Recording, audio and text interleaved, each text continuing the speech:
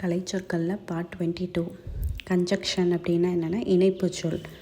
Conjunction அப்படின்னாலே தெரியும். Conjunction வேர்டை சேருங்க அப்படின்னு சொல்லி இங்கிலீஷில் சொல்லுவாங்க. அப்படின்னா என்ன? இணைப்பு சொல், 2 சென்டென்ஸை இணைக்கணும். அடுத்து அட்ஜெக்டிவல், பார்ட்டிசிபிள், நெகட்டிவ். நெகட்டிவ்னாலே எதிர்மறை. அட்ஜெக்டிவ்னாலே சொன்னேன் பெயர்னு வருமா? அப்போ பெயர் எச்சம், பார்ட்டிசிபிள்னால் எச்சம், எதிர்மறை பெயர் எச்சம். டாட் அப்படின்னா தெரியும், முற்றுப்புள்ளி. அனிமியான என்ன? இரத்த சோகை, அனிமிக்காக இருக்காங்க அப்படின்னு சொல்லுவாங்கள்ல. அடுத்து விங்டு ஒயிட் ஆண்ட், அதாவது ஈசல். ஈசலுக்கு தான் அந்த ரெக்கை இருக்கும் அப்படின்னு வச்சுக்கோங்க, விங் இருக்கும்னு. அடுத்து லிவர்னால் தெரியும், ஈரல். அடுத்து அனாட்டோமி அப்படின்னா உடல் அமைப்பு.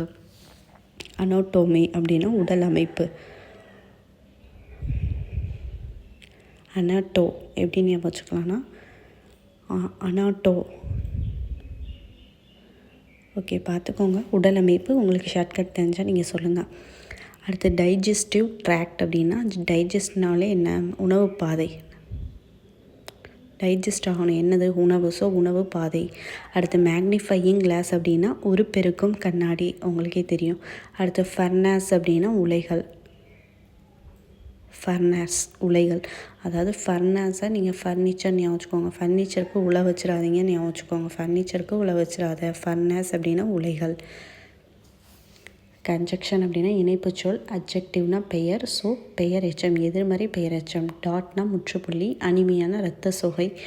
விங்டு ஒயிட் ஆண்ட் அப்படின்னா ஈசல். லிவர்னா ஈரல். அனாட்டோமி அப்படின்னா உடல் அமைப்பு. அதாவது அனாட்டோமியை ஆண்ட்டுன்னு வச்சுக்கோங்க. ஆண்ட்டோட உடல் அமைப்பு இப்படி இருக்குது அப்படின்னு சொல்கிறாங்க, உடல் அமைப்பு. டைஜஸ்டிவ் அப்படின்னாலே உணவு பாதை.